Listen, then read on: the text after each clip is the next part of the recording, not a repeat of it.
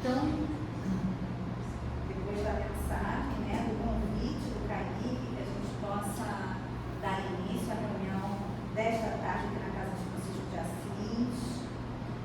Que Jesus nos ampare, nos abençoe, que nossos irmãos franciscanos nos envolvam, a cada um de nós aqui encarnados e desencarnados junto a nós, né, que possamos estar vibrando em fraternidade sempre, né, que Jesus nos ampare, que possamos então dar início com o livro Vinha de Luz por Espírito Emmanuel, através da filosofia de Francisco Cândido Xavier. E a mensagem desta tarde intitula-se, item 30, de alma desperta. Por isso te lembro, despertes o dom de Deus que existe em ti. Paulo, segunda carta de Timóteo, capítulo 1, versículo 6. É indispensável muito esforço de vontade para não nos perdermos indefinidamente na sombra dos impulsos primitivistas. À frente dos milênios passados, em nosso campo evolutivo, somos suscetíveis de longa permanência nos resvaladouros do erro, cristalizando atitudes em desacordo com as leis eternas.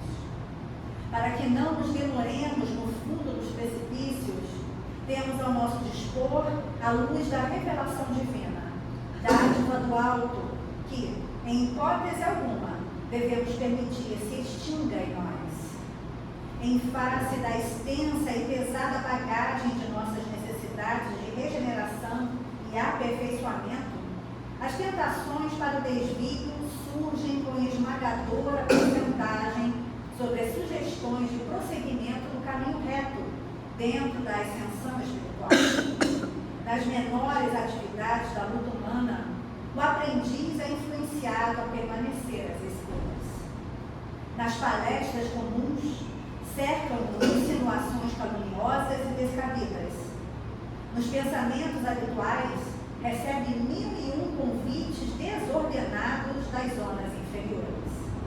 Nas aplicações da justiça, é compelido a difíceis recapitulações em virtude do demasiado individualismo do pretérito, que procura perpetuar-se.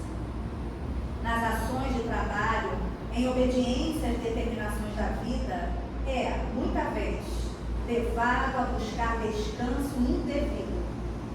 Até mesmo na alimentação do corpo é conduzida a perigosas convocações ao desequilíbrio. Por essa razão, Paulo aconselhava ao companheiro não duvidasse a necessidade de acordar o dom de Deus no altar do coração. Que o homem sofrerá tentações, que cairá muitas vezes, que se afligirá com decepções e desânimos na estrada iluminativa, não padece dúvida para nenhum de nós, irmãos mais velhos em experiência maior. Entretanto, é imprescindível marcharmos de alma desperta, na posição de reerguimento e reedificação, sempre que necessário. Que as sombras do passado nos fustiguem, mas que jamais nos esqueçamos de reacender a própria luz.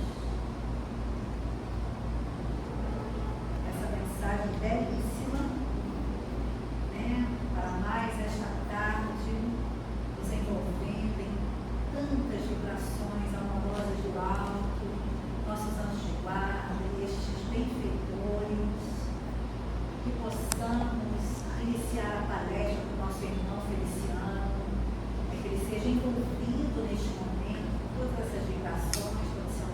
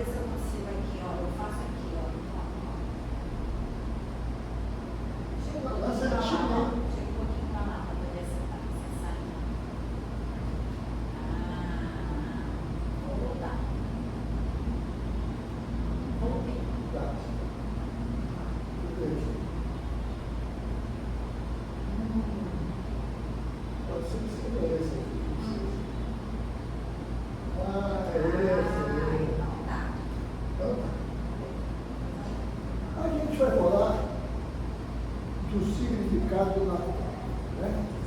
Que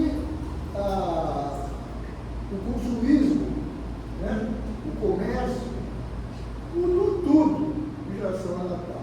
Então, realmente, o que é Natal? Como é que o Natal começou? E o que ele significa? Tá? Vamos ver isso aí. Então, vamos lá. Natal. Deriva da palavra latina natalis, significa nascimento. Quer dizer, Natal é nascimento. Então, estamos numa época de nascimento. Nascimento de quê?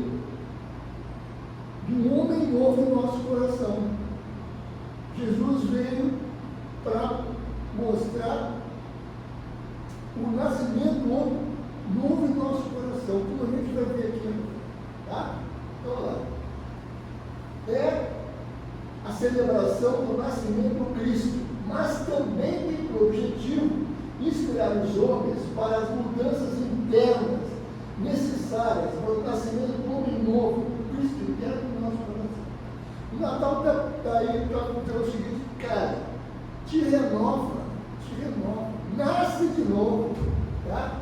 Nasce de novo não criticando, não valorizando o que é negativo, não ficando preocupado muito com o que é material. O material é importante o material, a gente vive na matéria, mas não dá todo o interesse para a parte material, porque só isso não resolve. Nós somos seres espirituais, né? Então,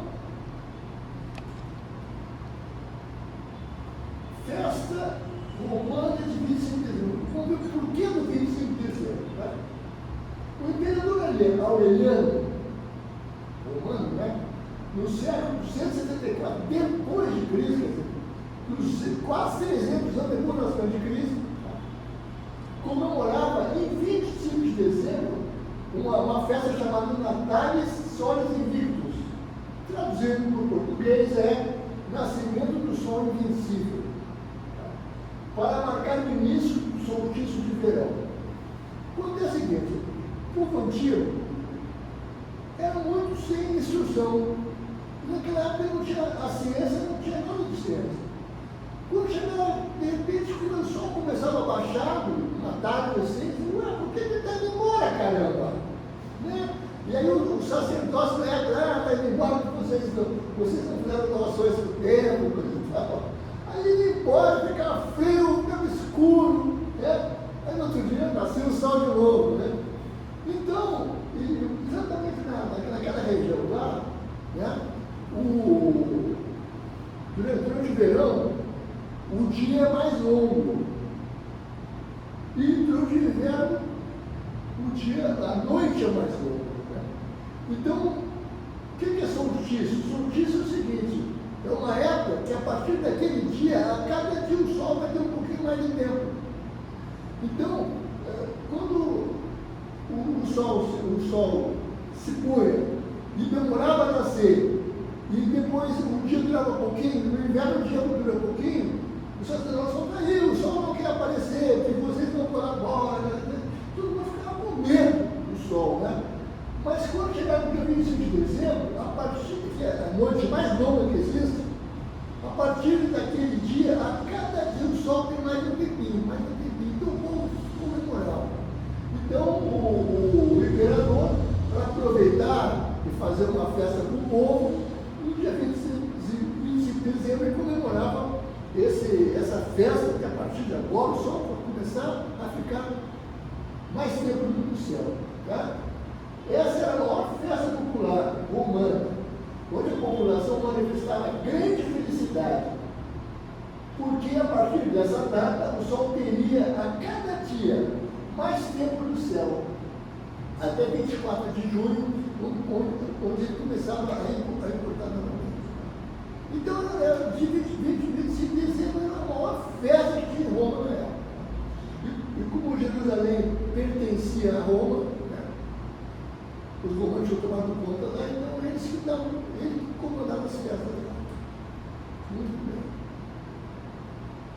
Mas vem cá, e a data do nascimento de Jesus? Se 25 de dezembro é a data do solstício de verão, o que é 25 de dezembro então?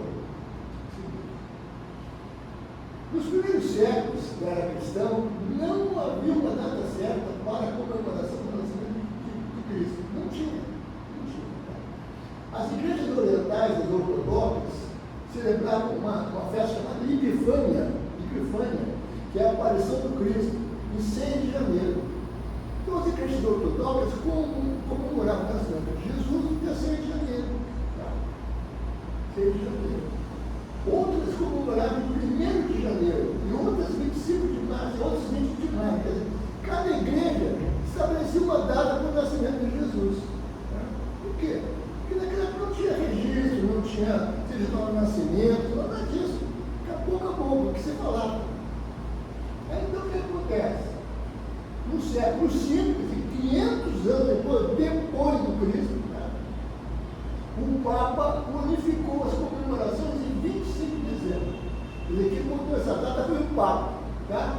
Aproveitando a grande festa popular do São Cristo, trocando seu nome para Natais Cristo.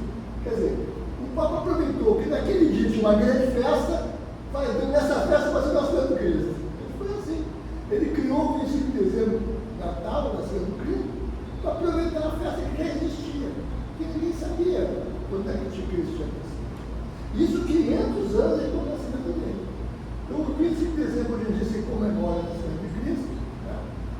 Porque era a data que os romanos comemoravam o solstício de verão.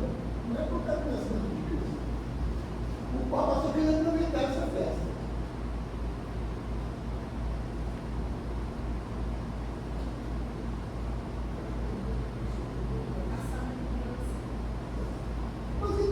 Então, se não havia 25 de dezembro, qual é a data certa? Né? Qual é a data certa? Vamos ver. Até hoje não se sabe ao certo o dia e o ano da nascimento de Cristo. Não se sabe. Com tudo que tem hoje da ciência de pesquisa, não se sabe. E naquela época não se registrava nada.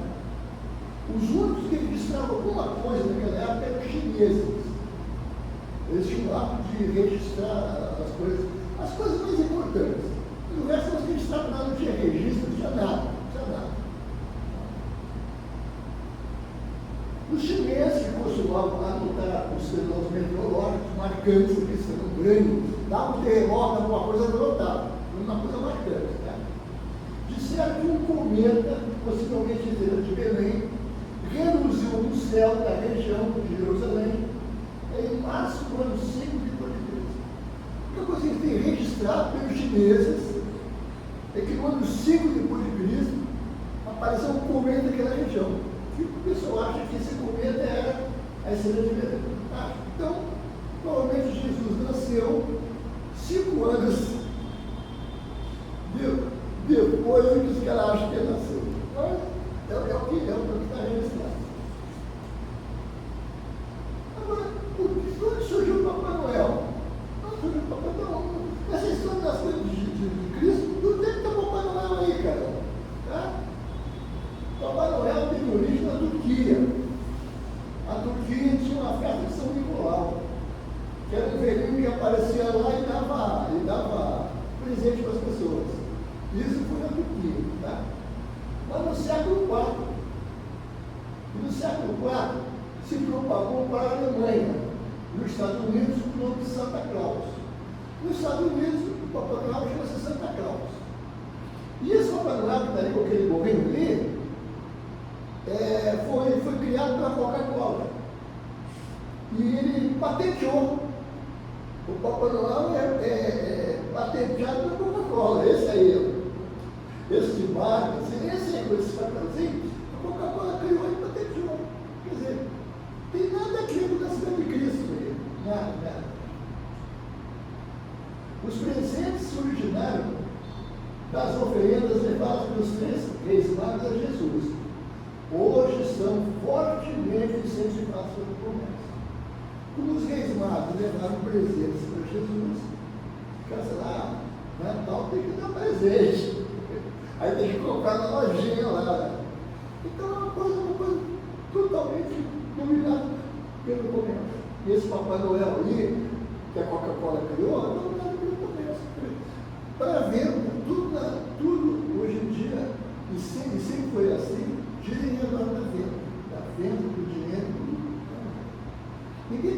preocupado em nascer um homem novo em seu coração. Está preocupado em dar um presente.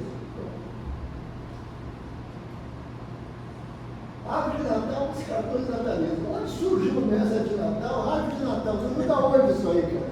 Né? A árvore de Natal teve origem numa festa popular na Alemanha, no século VIII, em homenagem às árvores. Na Alemanha, a partir do século VIII, eles faziam todo ano uma festa para homenagear as árvores, que as árvores eram muito importantes, continuam sendo. Todos os móveis eram feitos de árvores. Naquela época, o pessoal cozinhava com lenha, então é da árvore. Então a árvore é sinal de vida. Sem a árvore não teria vida no planeta.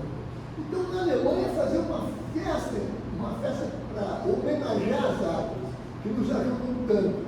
O berço que a gente tinha de madeira é feito da árvore, né? Então o pessoal aproveitou, vamos pegar botar essa árvore também no Natal, né? Para aumentar as vezes do Natal, quer dizer, essa árvore foi colocada lá só por motivos comerciais. Agora, os cartões de Natal.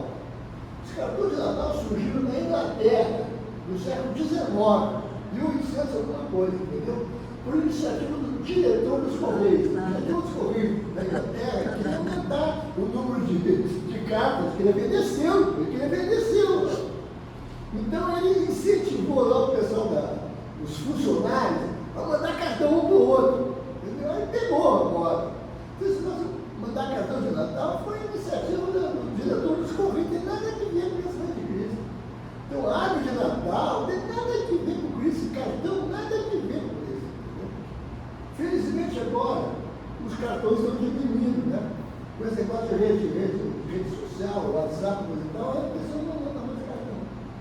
Mas eu lembro que chegar no prédio, alguns anos atrás, o carteiro, um monte de só para o meu prédio, né? Um monte de cartão. Eu mesmo recebi um monte de cartão. Eu trabalhava numa empresa, na Embratel, que tinha muito relacionamento lá com outras empresas, então eu cheguei um monte de cartão. Isso aí. Quer dizer, não tem nada a ver com Cristo, nada a ver com renovação, nada. A gente vê como o comércio foi invadido cada vez mais no Natal. Profecias. O nascimento de Jesus foi anunciado por inúmeras profecias. O que diziam as profecias? Diziam o seguinte: eis que uma virgem conceberá e dará luz a um filho, que será chamado de Emmanuel, Deus convosco. Então tinha uma profecia que uma virgem ia conceber um menino, entendeu? E esse menino ia ser um ser evoluído que ia libertar as pessoas. Todos aqueles profetas diziam isso: esse ser vai libertar você.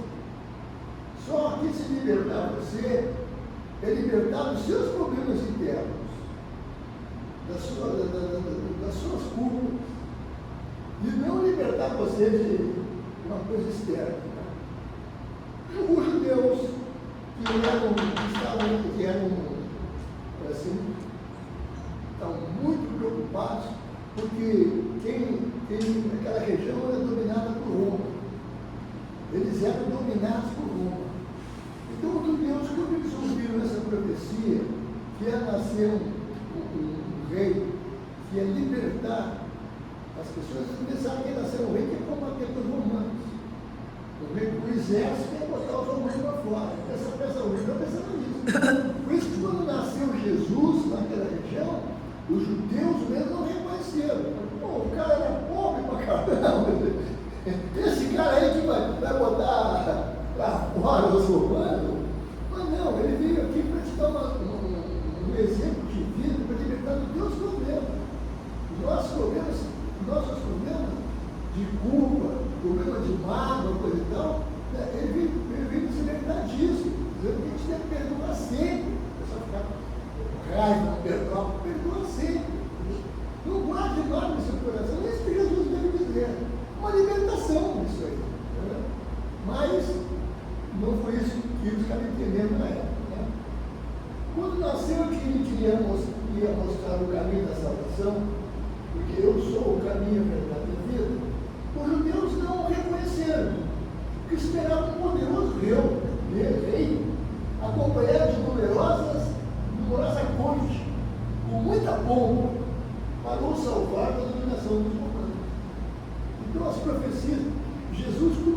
tinha que vir à Terra, e ele sabia que ele teria pouco tempo na Terra, antes ele foi precedido de muitos profetas encarnados, sempre dizendo a mesma coisa.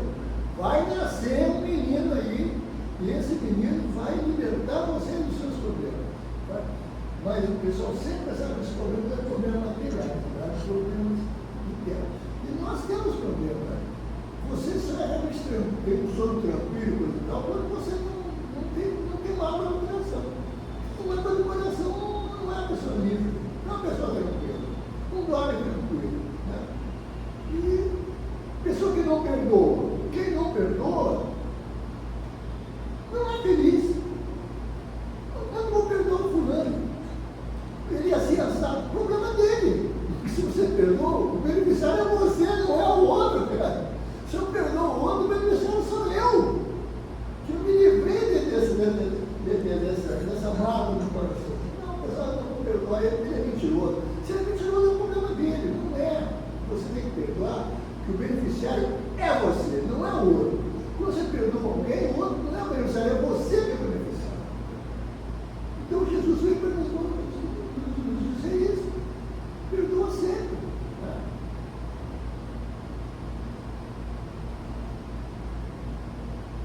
Quem Jesus procurou? Então Jesus, quando chegou na terra, quem ele procurou?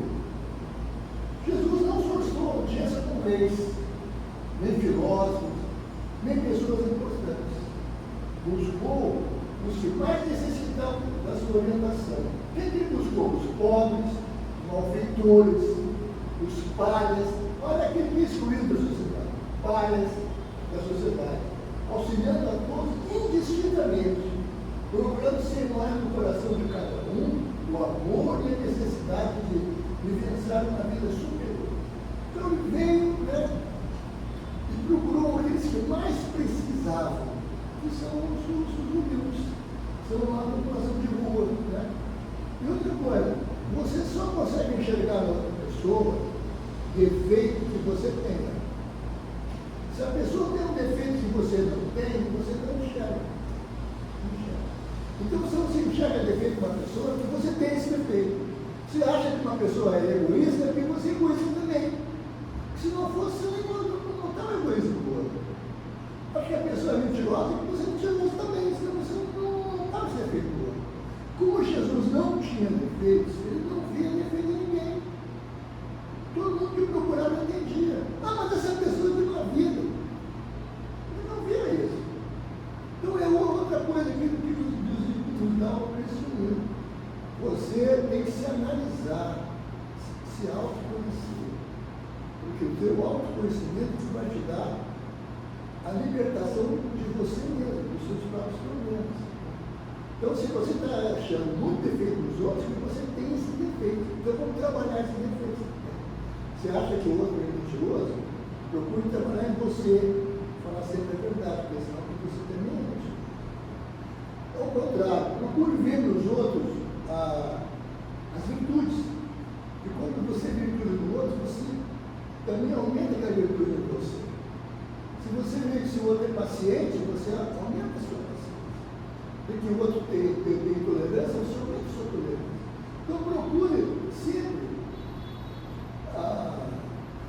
aprofundar em você o conhecimento sobre você mesmo. Analisar os seus atos do dia a dia. Como eu já falei aqui, tinha um cidadão chamado Agostinho, que ele era de uma família mais ou menos poderosa, e ele era um jovem rebelde, pintava os caramulos, fazia tudo de errado, a família encobria, né? Ele foi um monte de bobagem, esse Agostinho. Aí um dia ele resolveu começar a se analisar. Todo dia, antes de dormir, ele fazia uma oração e procurava analisar como é que foi o dia dele. Ah, hoje tratei mal minha filha. Amanhã eu vou pedir desculpa, amanhã eu vou tentar ser diferente. Então ele começou a fazer isso todo dia. Sabe o que aconteceu com ele? Virou santo, o Santo Agostinho. Santo Agostinho declarou isso, está no Evangelho.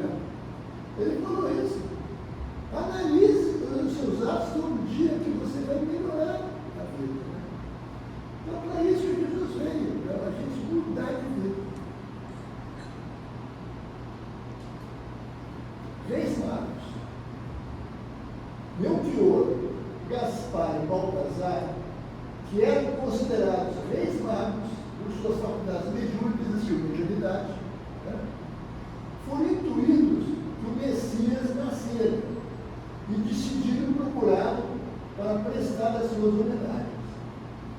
Então, eles nasceu o Messias, tiveram essa intuição. Vamos procurar por ele, prestar nossa homenagem por ele. Estamos lá para ajudar.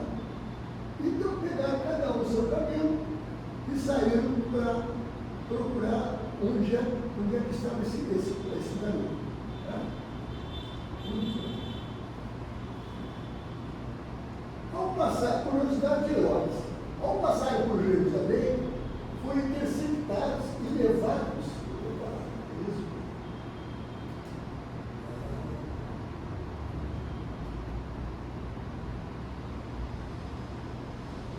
Ao passar por Jerusalém, foram interceptados e levados até Herodes, que desejavam saber o motivo da guerra. Herodes era o rei dos judeus, e disse: olha, tem 3 reis aí, passando pela estrada aí. O que será isso? O que será isso? Aqui no meu reinado? O que será? Traz esses caras aqui. Aí trouxeram os 3 reis lá no lado.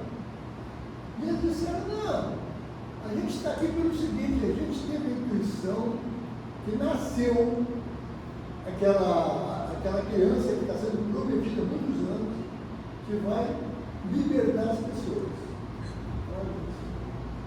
A gente está indo lá para adorá-lo. Após revelar o motivo, Herodes pediu-lhes que retornassem para Jerusalém para informar do local, porque também queria fazer uma adoração. Na verdade, Herodes queria matar o menino, como fez com as demais crianças nascidas naquela época. Herodes, quando soube que eles estavam procurando aquele menino, Herodes não está procurando? Eu quero fazer uma adoração. Se vocês encontrarem, passe para cá para dizer o que é. Mas eles não sabem. Voltaram por outro caminho. Bom. Os reis magos prosseguiram a viagem, orientados por uma estrela brilhante, até Belém, onde encontraram o menino. Eles então, impressos e tal, eles viram uma estrela que se deslocava no céu. E eles foram seguindo aquela estrela. Sempre. Chegaram até Belém, onde estava lá o menino, e fizeram uma adoração, pensaram solidariedade à família. Presentes ofertados. O que eles ofertaram? Presentes?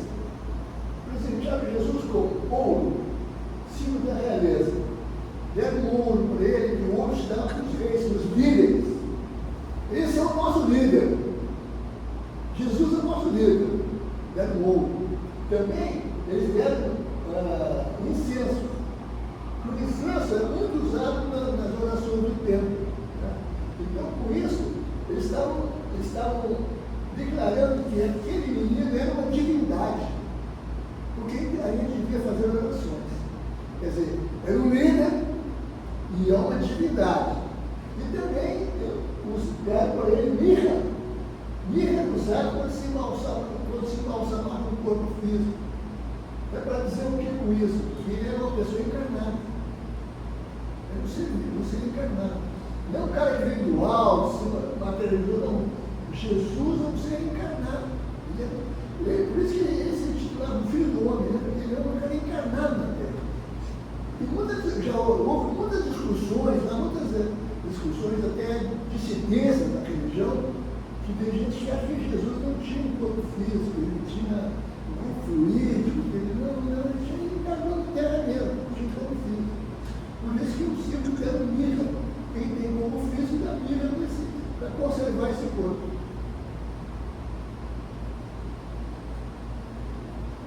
No regresso, não passaram por Jerusalém, porque descobriram as reais intenções de Herodes.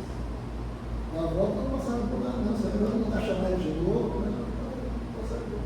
Deram uma volta para não passar lá em Jerusalém, porque senão Herodes ia mandar matar o menino.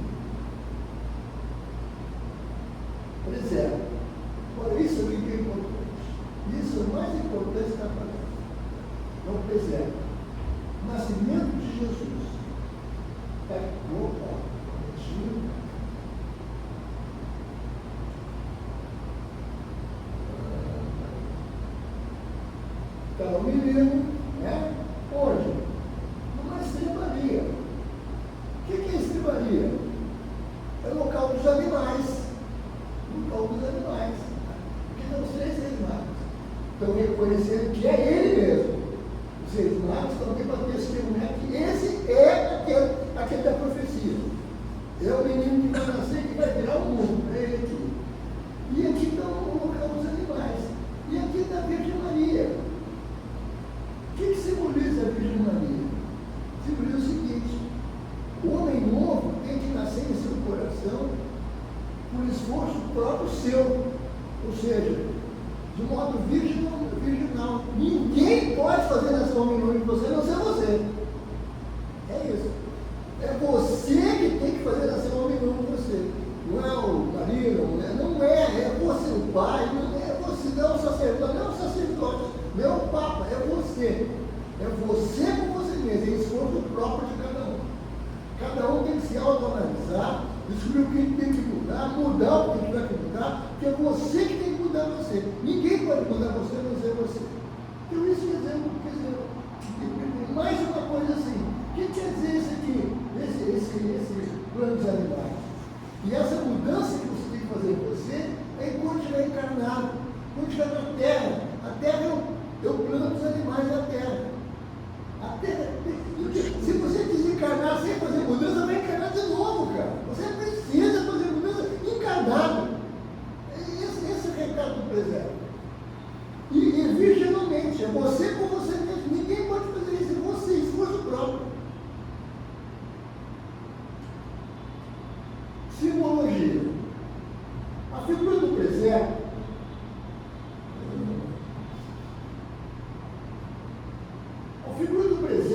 o nascimento de Jesus na estrebaria, foi explicada por Francisco de Assis e resume o significado da missão de Jesus na Terra. O que ele falou? Ele falou o seguinte: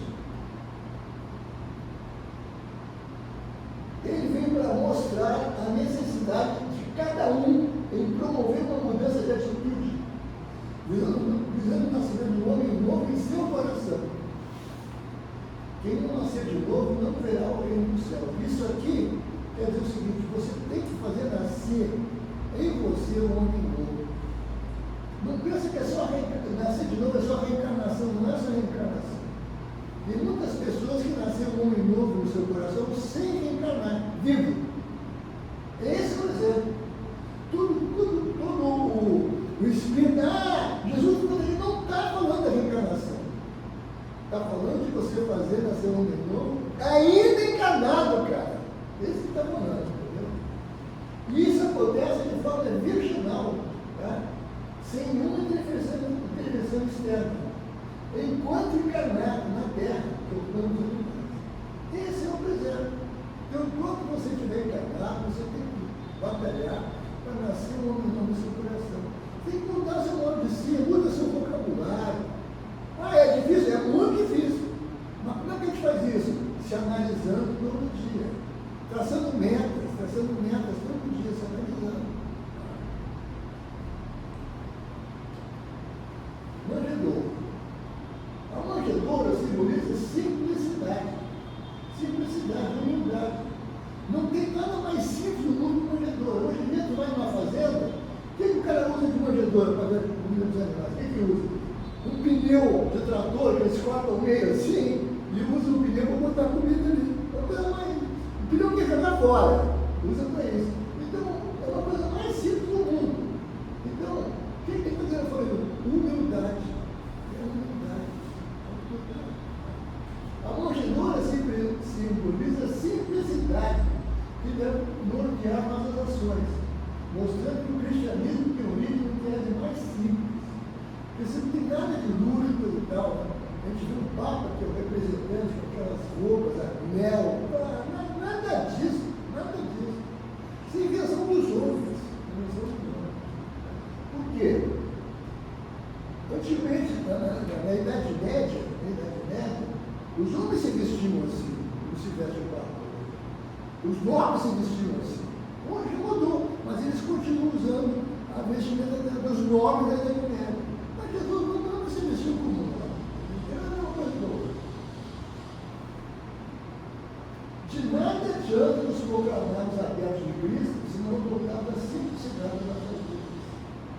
A gente tem que ser simples. Não que se julgue importante, não se julga melhor que ninguém. Ninguém é melhor que ninguém. Ah, mas eu sou melhor que aquele cara ali. Tá? Mas aí você vai olhar a sua vida, você está na encarnação 182. A vida do outro é na encarnação 34. Pô, ele tem muitas encarnações que você. O que acontece? Você com 34 é igual também. Você não pode estar criticando ninguém. Cada um é cada um. O que você tem que fazer é melhorar você a cada dia. Isso tem que fazer. E tem duas vantagens. Primeiro, você cresce com isso, com o ser humano. Segundo lugar, você dá bom exemplo. Dá bom exemplo para os filhos, para os vizinhos, e tal. Então, tudo que você faça da melhor maneira possível. Você vai lavar uma louça na pia, ou lá você lava no capricho. Vai secar, seca no capricho também. Vai varrer que vai no capricho. Tudo que você faça no capricho. Vai arrumar aquela rua bonitinha. Faça tudo bem feito. Não dá para satisfação para você mesmo, não dá para dar um bom exemplo. É isso que acontece. Tá? O cristão tem que fazer as coisas bem feitas de maneira simples. Um homem novo. O Natal tem por finalidade promover a autoconscientização das pessoas. Você tem que se autoconhecer.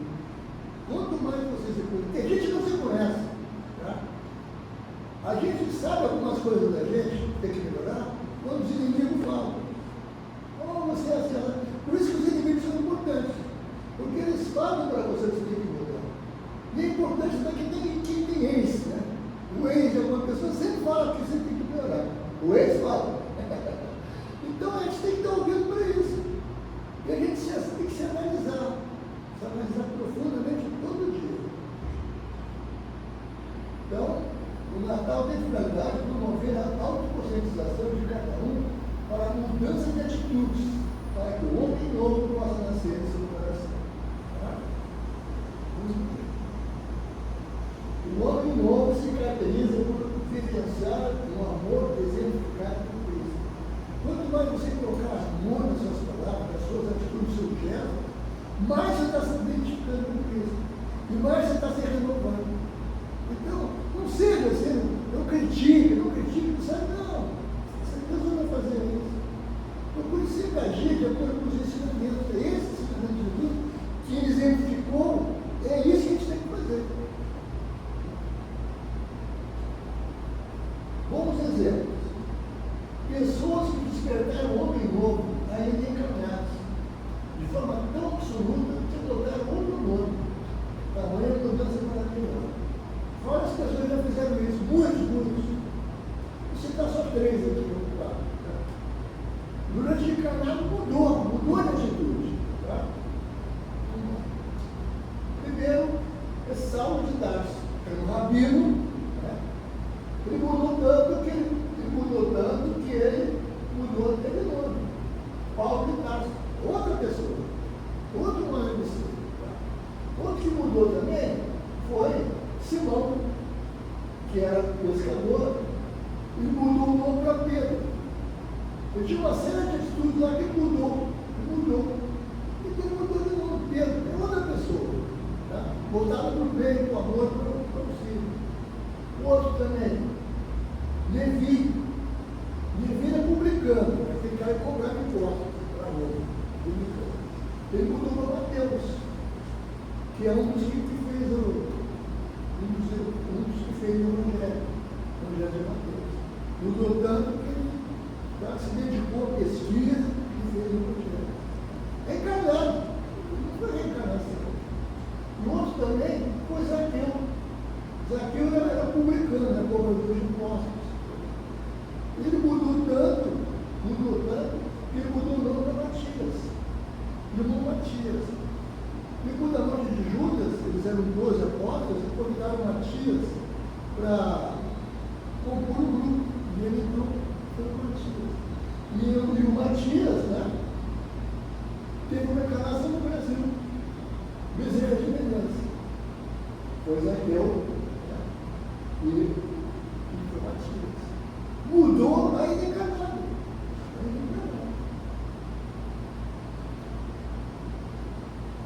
A renovação de hábitos provocada pelo cristianismo. A curta passagem de Jesus sobre a terra provocou uma renovação.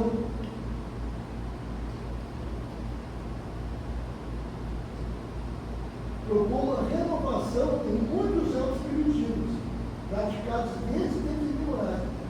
Pessoas sempre praticando a mesma coisa. O cristianismo quebrou muitas daquelas regras. Primeiro, a escravidão era consagrada por lei e nunca foi questionada. Nunca ninguém pensou, mas por que escravidão? Não. Sempre existiu. Mas com o cristianismo, todo mundo é igual, né? Começaram a questionar. Por que tem que fazer? Tratar aquele cara como escravo? Por quê? Se ele é meu irmão, então o cristianismo, claro, levou 2 séculos para acontecer isso, mas acabou acontecendo. A escravidão foi abolida em todos os países do mundo na época. O Brasil foi em 1800, por 900 anos, mas foi o cristianismo que provocou, lá no início, essa reflexão. Por que tem que ter escravo? Muito bem. Outra coisa também, as castas eram aceitas naturais. As castas são os caras mais importantes. As famílias mais importantes, família Guimarães, família Fonseca, eram as mais importantes. Né? Aí, a gente acha que não é isso, você, todo mundo é igual, cara. Não tem gente mais importante que o outro. Não interessa o sobrenome do cara, interessa o seu nome de você. Por isso o cristianismo que mudou. Outra coisa também é o seguinte: não se atribuiu nenhum valor às mulheres, nem no censo. Quando eu fazer um censo, botar o número de habitantes de uma cidade, naquela cidade tem 2 mil habitantes. Tudo homem, não contar as mulheres, não contaram. Mulher era zero. Então, chegaram 1, 2, 3, 0. Mulher não conta. O cristianismo, quando Jesus começou a valorizar as mulheres, ele falou que ninguém falava com mulher. Assim, ninguém fala com cadeira, ninguém fala com a parede, então fala com mulher também. Entendeu? Então Jesus começou a falar com elas, orientá-las. Ele já deu o início, e hoje em dia estão conta também, né? Um dia tomaram conta. Mas acontece que naquela época ela não contava. Os pais podiam vender os filhos, era normal. O cristianismo começaram a mudar de ideia isso aí. E finalmente, os discípulos inovaram os costumes ao se dedicarem aos infortunados. Quem tinha problema, ninguém queria saber se ele tinha problema. A pessoa estava doente, o que fazer com o cara? Tirar o testado e botar lá fora. Não, a cidade é murada, né? Botar para fora, não. O cara doente aqui. Morria lá, assim, fazendo os leprosos, botavam lá. Ninguém estava preocupado em ajudar ninguém. Estava com problema, sai daqui. Não, os cristãos começaram a ajudar. Começaram a criar aquelas casas do caminho, né? Onde acolhiam as pessoas, por isso que começaram a ajudar. Mas o cristianismo mudou muita coisa. A renovação de hábitos ainda. As casas do caminho estabeleceram locais dedicados ao acolhimento e socorro de doentes e necessitados. Quando a casa do caminho atendia uma pessoa doente, né? E ficava o Léo, dentro de uma casa, de alimentação, aquela coisa toda, banho. Tá? Isso foi o cristianismo. Esse desenho aqui é quando Jesus curou o cego Bartimeu.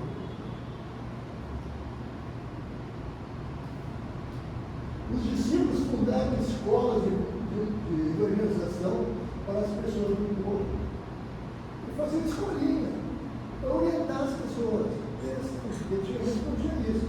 Fazer um discurso, mas uma escola regular, você não tinha. Foi o cristianismo que criou isso também. E as primeiras iniciativas de promover a educação para as pessoas do povo. Também foram os cristãos que precisaram fazer escola para ensinar a ler, escrever, as pessoas do povo. Porque não só os ricos tinham isso. Os ricos tinham contratado professores. O professor que morava com eles lá na casa deles, ensinava os filhos. Todo mundo fazia isso. Não, os cristãos começaram a educar a pessoa do povo. Foi o cristianismo também que causou essa modificação.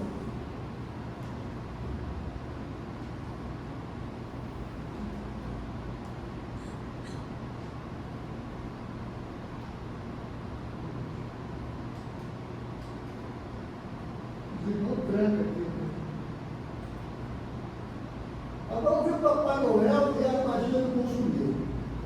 O Natal está se distanciando cada. Agora não muda, não. Não é fácil.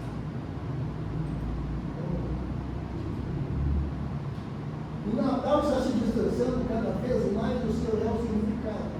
Natal é renovação. Natal é renovação de atitudes. Ao longo do tempo, os ensinamentos de Jesus foram gradativamente substituídos pelo consumismo. Tudo isso aqui é consumismo. Você tem que ver Jesus com isso aqui. Jesus na neve, com as renas, com o Papai Noel, que esse Papai Noel aqui, essa figura aqui foi um paquete para Coca-Cola. Não tem nada a ver com Cristo, não tem nada a ver com renovação. Tem a ver com consumo, comprar. Tem só com isso.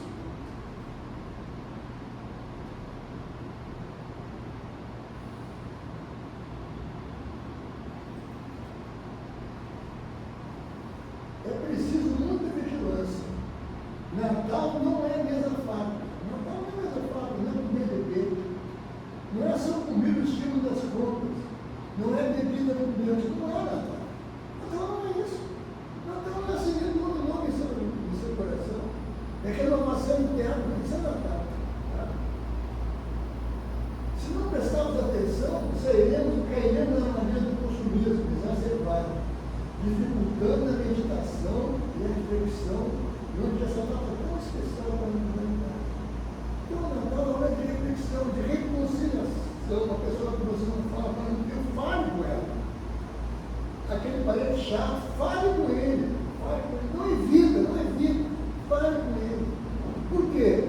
Porque daqui a pouco você desencarna. Jesus falou que reconcilia com o teu inimigo quando estás a caminho com ele. E daqui a pouco ele desencarna, mas ele te reconciliar com ele. Ou ele desencarna e agora? Aproveita agora que os dois desencarnados estão vivos, quando ele te reconcilia com ele. Mas ele não quer, é problema dele. Mas você tem que fazer a sua parte. Mas ele é mentiroso, é problema dele. Não se preocupa com ele. Preocupa com você. Se reconcilia com ele, dá um abraço nele. Pede desculpas por o caso. Né? Mas ele, você não interessa a ele. Interessa a você. A gente não tem que se desculpar com os outros, com você mesmo.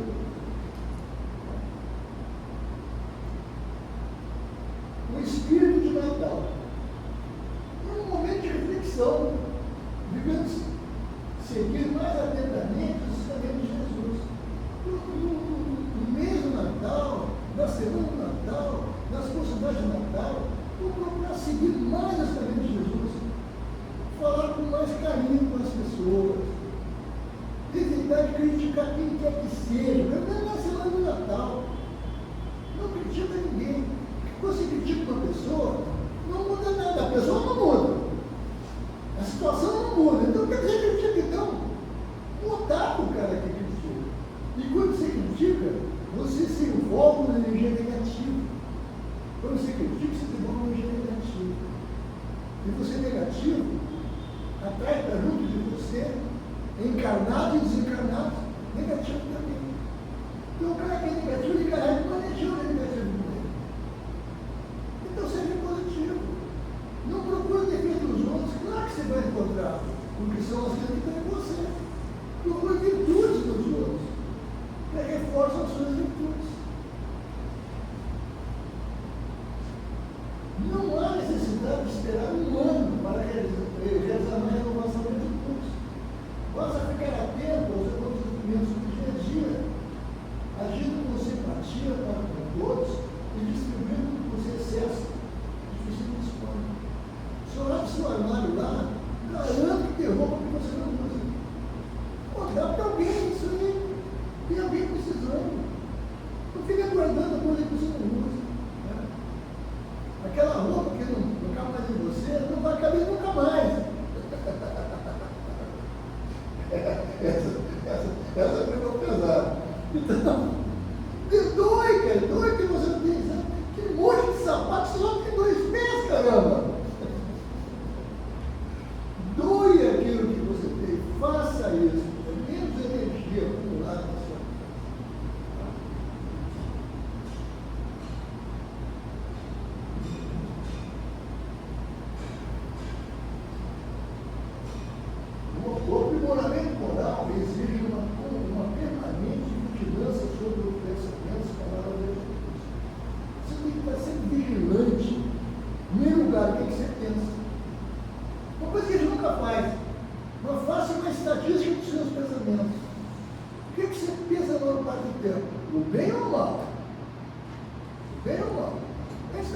televisão, a tendência é pensar mal, a desgraça da televisão. Mas a gente tem que procurar pensar no bem. Porque se eu pensar no mal, não está mudando nada, está piorando a sua situação. Procure pensar no bem. Procure ver as pessoas com os outros olhos. Aquele político está falando, é safado dele, mas tem menos reclamações que você já foi assim, você é até pior. Então não critique as pessoas, ao contrário, envie sempre boas energias para os outros. Está ajudando ele e ajudando a você também. Tá? Então, com isso, tá? Nós então chegamos ao final da nossa palestra da tarde de hoje. Não esqueça que o Natal é renovação. Renovação interna. É isso aí.